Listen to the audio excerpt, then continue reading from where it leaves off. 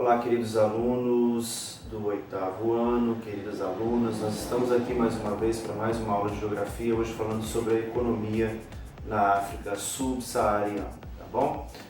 A gente vai trabalhar a partir da página 102, onde a gente precisa destacar primeiro que na última década a gente tem aí um forte crescimento da economia da África subsaariana, tá bom? Isso vai se dar principalmente por causa de investimentos externos. Porém, a gente precisa destacar que você precisa aí, lembrar que você tem diversos conflitos étnicos acontecendo dentro da África, o que vai dificultar um pouco isso.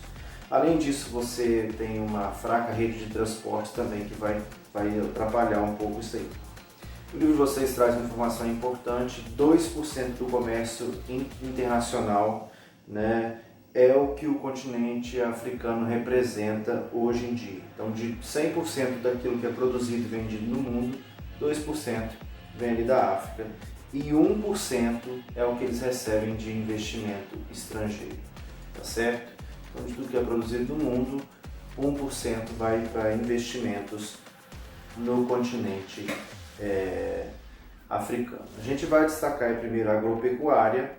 O livro de vocês vem destacando aí que eles,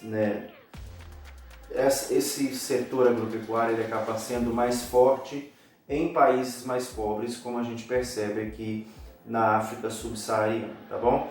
E logicamente, eles são os produtos agropecuários são mais baratos, o que vai fazer com que esses países não tenham uma arrecadação tão grande assim, porque é um bem primário. Diferente de, por exemplo, dos bens secundários aí da indústria, onde você transforma, por exemplo, o ferro numa mesa e ela vai custar mais caro. Aqui a gente vai perceber, por exemplo, que eles vendem muito minério para fora do continente para poder comprar o produto pronto. Então isso vai encarecer mais as coisas e obviamente vai fazer com que a África subsaariana tenha pouco ganho, ou tenha aí uma balança comercial que seja favorável assim.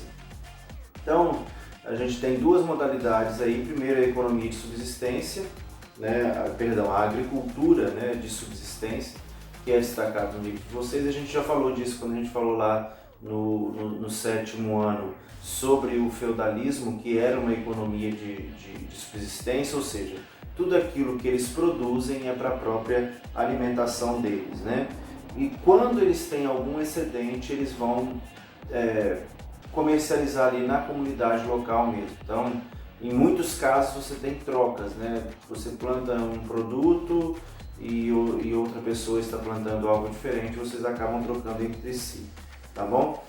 Além disso, eles fazem isso meio que de forma itinerante, eles são seminômades, muitos desses povos. Eles viajam, eles vão mudando de um lugar para outro e à medida que eles vão mudando, eles vão plantando aí esses produtos, usam a terra até que essa terra não consiga mais produzir e aí eles mudam de lugar, tá bom? Isso vai levar a conflitos, instabilidade social, e etc. A gente precisa destacar aí o inhame, a mandioca, o milho, arroz e batata nessa economia de subsistência, nessa agricultura de subsistência. Uma outra vai ser a agricultura comercial. Aí a gente vai ter aquele sistema de plantation. O sistema de plantation nada mais é do que um sistema onde você tem a monocultura, ou seja, você produz ali um só produto, digamos assim, vai plantar somente cana-de-açúcar e daquilo ali você vai tirar o seu ganho e vai vender isso aí para um mercado externo, tá bom? Esse é o sistema de plantation. E aí destacam aí os produtos como o cacau, o amendoim, o algodão, o café, a borracha e a cana-de-açúcar que eu falei aqui, chá, banana, abacaxi. Então, são grandes plantações aí desses produtos que são vendidos aí para fora, tá bom? A África concentra uma das mais extensas áreas de solos agricultáveis aí de todo o mundo. Além disso, você tem mão de obra barata, o que vai fazer com que esses alimentos e as matérias-primas sejam de baixo custo no mercado interno. Vai baratear, logicamente, esses produtos. Você tem, por exemplo, o Brasil também querendo, ultimamente, nos últimos anos aí, se aproximando dos países africanos justamente para poder vender aí, né, as suas máquinas que podem ser usadas no campo e também, né, querendo influenciar na produção de energia limpa, né, no caso aí o etanol, né, e que pode ser produzido aí a partir da cana-de-açúcar. Então a ideia do Brasil é justamente se aproximar para poder fazer parte desse contexto aí. No livro de vocês, na página 103, tem aí uma produção agrícola, né, um quadro com a produção agrícola da África subsaariana, e aí você consegue perceber a proeminência da África do Sul. É o país, em tese, mais desenvolvido da região e, em consequência disso, ele está em primeiro na produção de laranja, em terceiro na produção de uva, em quinto na produção de maçã, em sexto na produção de milho. E aí você tem a Etiópia, o Burkina Faso e o Mali também, que vão ser importantes aí, tá bom? As atividades agropecuárias, apesar de serem importantes, os países que dependem somente dessa economia vão passar aí por problemas, como eu havia falado com vocês. A gente precisa destacar aí na página 104 a pecuária. A pecuária ali, eles vão ter um problema com o gado, né, vaca e boi, que a gente conhece aqui no Brasil, justamente por causa da febre aftosa e também da brucelose. Vai fazer com que esses animais não sejam vendidos no mercado interno e muitas vezes também ali na própria região deles, eles acabam não comprando esses animais, tá certo? Eles se destacam aí na criação de cabras e ovelhas, né? A Nigéria, por exemplo, é a terceira maior produtora mundial desses animais para exportação, né? E aí você entra com a lã também dentro desse contexto. Lembrando que toda essa pecuária e agricultura está levando aí técnicas rudimentares, ou seja, eles não têm tanto maquinário assim, então eles fazem de acordo com aquilo que eles têm de conhecimento aí, tá bom? Na mineração a gente precisa destacar a importância aí, né? Eles são, né, esse continente é importante aí para essa produção de energia, principalmente para o petróleo. No livro de vocês aí na página 104 vem falando que 7,7% das reservas de petróleo estão na África e a África é responsável pela produção de 10% do petróleo do mundo. 2/3 dessas reservas estão concentrados aí na África subsaariana, ou seja, a África subsaariana tem 67% do petróleo que é produzido em toda a África, tá bom? Você vai ver transnacionais aí influenciando dentro desse contexto, ou seja, os africanos não têm condições de investir na produção de petróleo, então você vai ter empresas como a Exxon, a Shell, né, a Chevron, que vão colocar ali, né, as suas garras, digamos assim, dentro do continente africano e vão começar a produzir o petróleo ali. Você também tem algumas companhias africanas, logicamente. A gente precisa destacar aí a Sasol e a Energy Africa, que são da África do Sul. Mais uma vez a África do Sul se fortalecendo aí. A NNPC da Nigéria e a Sonangol da Angola. Você tem algumas empresas de fora também que estão investindo nessa área de petróleo na África através do mercado de ações, né?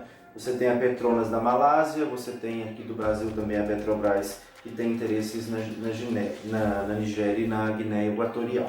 O livro de vocês aí na página 104 mostra aí, né, a produção de petróleo entre os anos de 2009 e 2013, então você consegue perceber aí a África subsaariana muito forte nesse contexto. A Nigéria, por exemplo, ela é a 11ª colocada no ranking mundial, né? E o setor petrolífero aí é responsável por 80% das exportações, né, das receitas nacionais, né, 80% das receitas nacionais e 95% das exportações. Lógico, a gente precisa lembrar que é um continente onde você tem uma fraca presença da indústria e o petróleo vai ser extremamente importante. Você vai ter a mineração. Na mineração você vai ter minério de ferro, o manganês, a bauxita, o cobre, carbono, sódio, o sal, né? E minerais como a grafita, urânio e carvão. 30% das reservas minerais estão na África, as reservas minerais do mundo estão na África, tá bom? Essa riqueza mineral vai fazer com que, obviamente, haja uma concentração de renda, né? Pobres não vão ter acesso ao dinheiro que é produzido a partir dessa exploração de minerais. Vão ser aí grandes proprietários que vão acabar tendo aí essa proeminência. Você vê aí também na página 105 um gráfico, né, que mostra aí a representatividade mundial na produção, né, mineral da África subsaariana. Você vê a África do Sul como o 6º maior produtor de ouro do mundo e também Gana como o 9º. E diamante, né, diamante aí, que é o mineral mais caro, você tem Botsuana, né, que é um país pobre, mas que tem aí, é o 2º maior produtor de diamante do mundo. Por fim, a gente precisa destacar a indústria. A gente já falou que a indústria é muito fraca. Você vai ter aí, né, na página 106 vem falando que ela vai representar só 25% do PIB, e essa indústria está voltada principalmente para a indústria têxtil e para o setor alimentício. E a gente destaca também o turismo. A gente sabe da riqueza turística do continente africano. Você tem paisagens naturais, você tem importantes parques dentro desse contexto, né? Porém, você precisa de investimento em rodovias, você precisa de investimento em hotéis, investimento em aeroportos, porque nesse setor turístico isso acaba enfraquecendo a África do Sul. Também existe medo de outros países, né, de investir na África do Sul justamente por causa dos problemas de fome, da falta de educação, da falta de investimento, na falta de investimento na educação, na falta de investimento na saúde. Então você tem diversos problemas de saúde ali também convivendo, então isso vai causando um certo receio no setor turístico para investir aí, tá bom?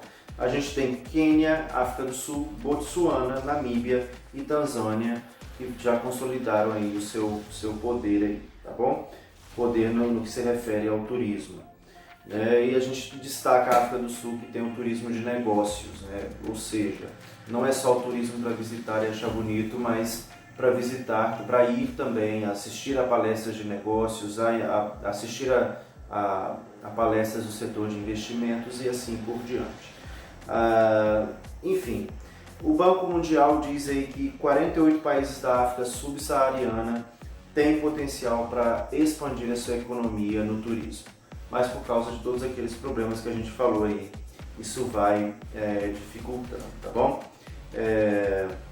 Você precisa aí de investimentos estrangeiros em hotéis de luxo e isso tem sido mais difícil. Mas a gente sabe que mesmo assim, diante de todas essas dificuldades, os africanos, né, conseguem manter aí esse turismo funcionando. A gente sabe muito bem disso, as pessoas viajam para a África, né, para conhecer principalmente as savanas africanas, né, e a partir daí passear por aquela região e ter contato aí, mesmo que não seja um contato físico, mas um contato mais próximo com leões, com elefantes, né, girafas, né, e essa fauna e essa flora tão rica que você tem na África. Bom, pessoal, eu aguardo vocês na próxima segunda-feira na nossa aula ao vivo, tá bom? Um forte abraço e tchau, tchau!